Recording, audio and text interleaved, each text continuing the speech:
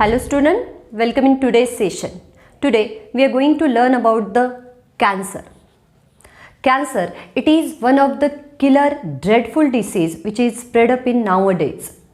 It is one of the pandemic disease like the AIDS, like the swine flu, like the corona, but its basic is different. Okay, what is cancer? What do you mean by cancer? It is abnormal and uncontrolled and purposeless growth of cells which result into undifferentiated mass of cells, that is called as a tumor. You know that the process of cell division, it is very dispensable process and it is very disciplinary process, that if a cell participated in cell division, it must thoroughly go through the cell cycle. That means it follow the G1 phase, it follow the S phase, it follow the G2 phase. That G1 and G2 means growth and gap phases.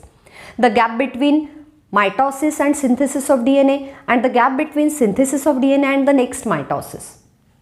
And when the cell doesn't produce the necessary proteins for the G1 phase, जी cell डिव्हिजनची cycle आहे बघा, एक sale जेव्हा जन्माला येते, मोठी होते आणि ती पुन्हा नेक्स्ट सेल डिव्हिजनसाठी अप्लाय करत असते, तेव्हा ती सगळ्यात प्रथम G1 फेजमधून जात असते, ज्याला ग्रोथ किंवा गॅप 1 फेज म्हणून.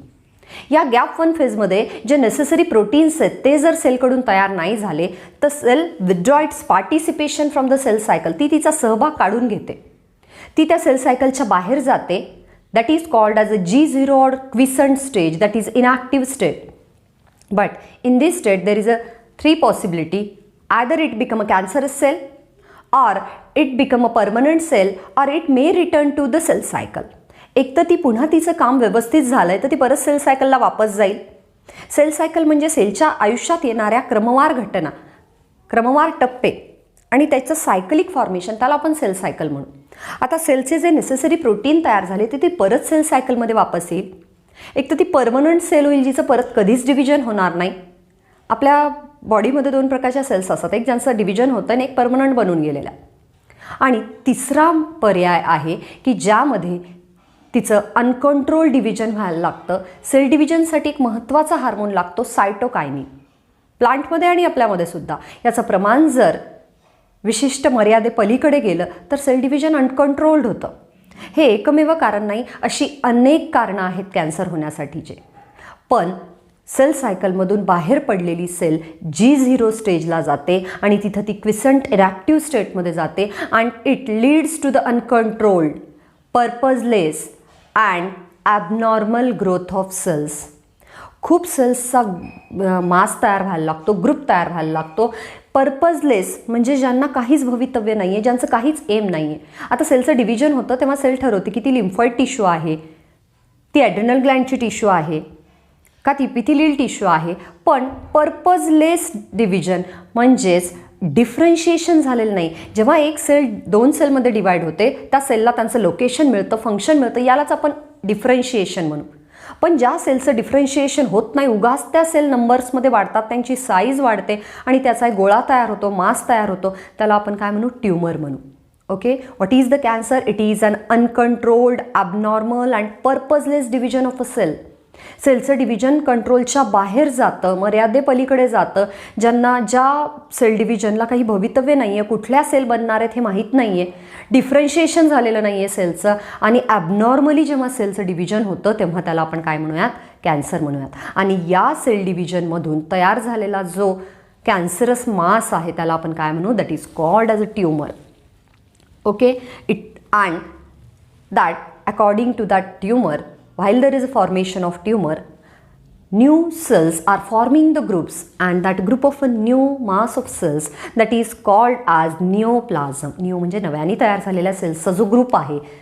पण त्या सेल्स थोड्या इमॅच्युअर असतात, अजून त्यांची मॅच्युरिटी प्राप्त झालेली नसते, त्या काहीही तयार करत नाहीत, उगाचच वाढत राहतात. पण कुठल्याही सेल उगाचच वाढत राहणार तर त्या न्यूट्रिशन घेणार शरीराकडून, त्या पोषण घेणार, तिथं ब्लड वेसल्स फॉर्म होणार. आणि कुठल्याही ट्यूमरला जेव्हा डॉक्टर ऑपरेट करायला जातील तर तेव्हा त्या ब्लड वेसल्स डॅमेज होऊन एक्सटर्नल किंवा इंटरनल ब्लिडिंग होऊन पेशंटचा मृत्यू होऊ शकतो.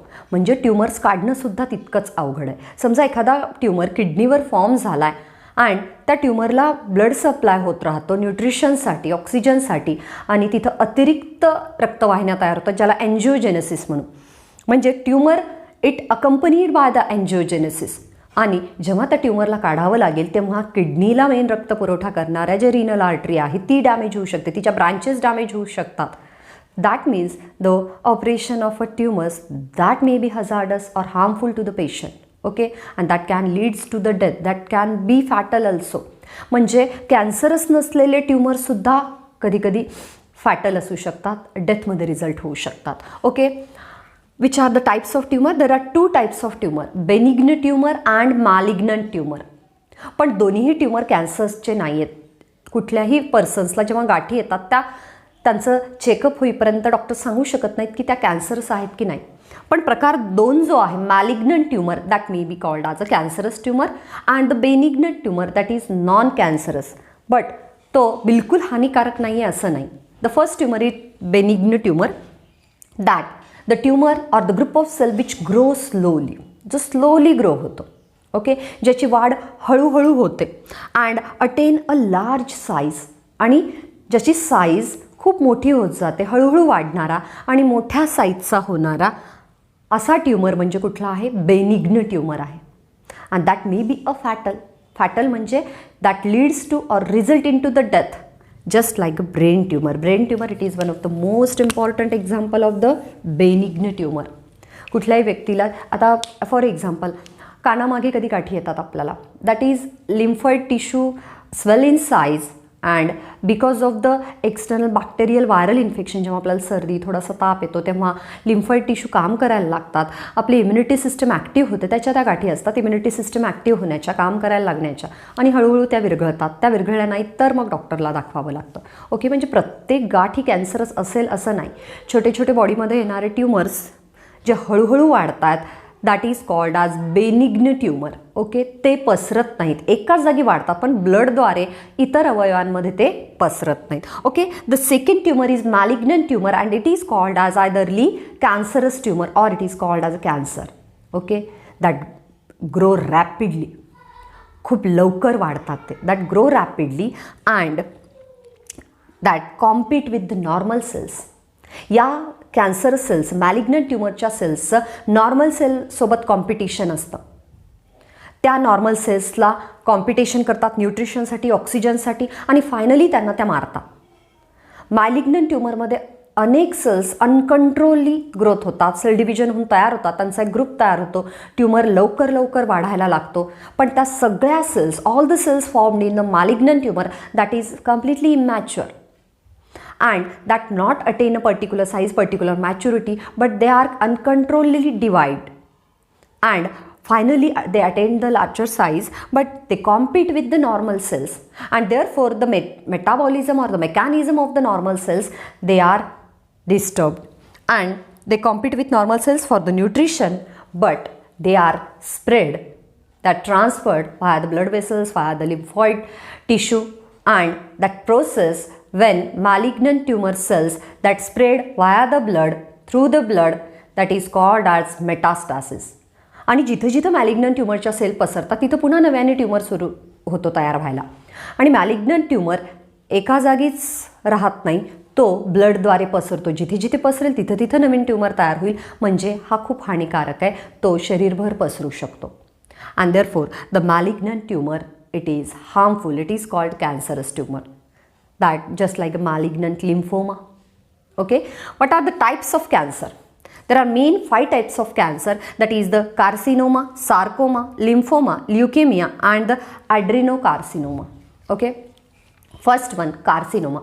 Carcinoma, it is the cancer of epithelial tissue or the tissue which lines all the body organs externally and internally, and particularly the example is breast cancer, skin cancer, lung cancer, that are the example of carcinoma. Cancer of epithelial tissue, cancer of the cells which lining the external and internal side of body organs. Okay, second cancer, that is the sarcoma, which is the cancer of connective tissue, that bone, blood. Then the particularly WBC's cancer, it is called leukemia, but the muscles, tendons, bones, they are comes under the sarcoma. That example, osteosarcoma, it is the cancer of particularly that bones are connective tissue. Mycosarcoma, it is the cancer of muscles. Okay, then the third type is lymphoma, which is the cancer of lymphoid tissue. When they are uncontrollably divides, they are converted into a mass of cells that is called as a malignant tumor, that is called as lymphoma. And when there is a formation of a tumor, बघा suppose जर ब्रेनमध्ये tumour तयार झाला आणि तो benign आहे, पण तो हानिकारक का असतो? कारण त्यामुळे नॉर्मल जो ब्लड सप्लाय तो इंटरप्शन होतो. म्हणजेच ब्रेनच्या सगळ्या न्यूरॉन्सला ब्लडमधून ऑक्सिजन आणि न्यूट्रिशन मिळत नाही, परिणामी तो भाग कामातून जाऊ शकतो. ब्लड फ्लो व्यवस्थित नसेल तर ब्रेन काम करणं बंद करेल. ओके, त्या भागाचं वर्किंग बंद होईल, देअरफॉर तो भाग कामातून जाऊ शकतो. Okay, then the fourth one, that is the leukaemia, cancer of WBCs. That WBCs, RBCs and platelet, they are formed in the bone marrow, which is the spongy connective part of the bones. And inside the bone marrow, when WBCs are formed, they are uncontrollably divides. And many immature WBCs are formed, they forming the groups in our blood. That is called as cancer of WBCs, that is leukemia. WBCs increases in the number. But आपल्याला माहिती आहे की WBC आपल्या बॉडीचे स्कॅव्हेंजर्स आहेत, ते fight करतात foreign ऑर्गॅनिझमसोबत. पण आपल्याला वाटत असेल की जर WBC वाढत असल्या तर चांगलं आहे, आपल्याला फायटर सेल्स वाढतात. But they do not fight with the foreign organism.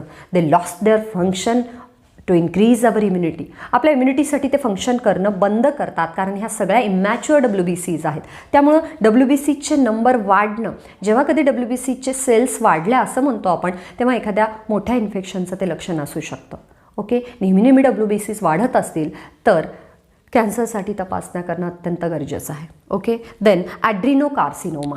Okay, that the particularly cancer of glandular tissue, example thyroid gland, pituitary gland and adrenal gland. When their cells are increases in number, they are uncontrollably divided, then it is called as adrenocarcinoma. It is the brief introduction about the cancer and its type. In next session we will study about the causes and treatment of cancer. Okay, cancer हा नेहमीसाठी पूर्णपणे बरा होऊ शकतो कधी पहिल्या आणि दुसऱ्या स्टेजेसला असल्यानंतर. या रोगाच्या काही स्टेजेस आहेत अप टू द 5. पण जर तो तिसऱ्या स्टेजच्या पुढे गेल्यानंतर त्याला ट्रीट करणं अवघड ठरतं. कॅन्सर कशापासूनही होऊ शकतो, जसं UV रेज आहेत पृथ्वीवर येणारे, that may leads to the skin cancer. Okay, आपल्या रोजच्या आहारात असणारे केमिकल्स आहेत, शेतीच्या मधून जे आपल्याला उत्पन्न मिळतं त्याच्यावर फवारले जाणारे केमिकल्स आहेत, त्यामधून होऊ शकतो, रेडिएशनमधून होऊ शकतो. It may be genetic. The study of cancer cell, the diagnosis of cancer, the treatment of cancer and the causes of cancer, it is studied under one of the branch of biology that is called as oncology. And the persons, doctors, researchers who study on that oncology, they are called as oncologists. Okay, and the genes which is responsible for the cancer, that is called as oncogenes. When there is a particular change in a genetic material, change in the nucleotide sequences, and if it is leads to the cancer साठी particular genes ची निर्मिती शरीरात व्हावी लागते. म्हणजे आपण ज्याला addition deletion असं म्हणतो की तो जीन तसा निर्माण होतो, कधी तो अनुवंशिकतेने येतो, तेव्हा आपण त्याला काय म्हणू, that is called as oncogenes. It may be genetic, it may B environmental, it may B caused by the atmospheric factor, it may B caused by the nutritional factor, it may B occupational also. एखाद्या particular जागी काम करून, जसं petrol पंपावर काम करणारे लोक लीडच्या संपर्कात येतात, कोळशाच्या खाणीत काम करणारे लोक कोळशाच्या संपर्कात येतात, that may leads to the lung cancer also. Okay, the causes are very much different and that we will study in the next video. Okay student, thank you for today's video.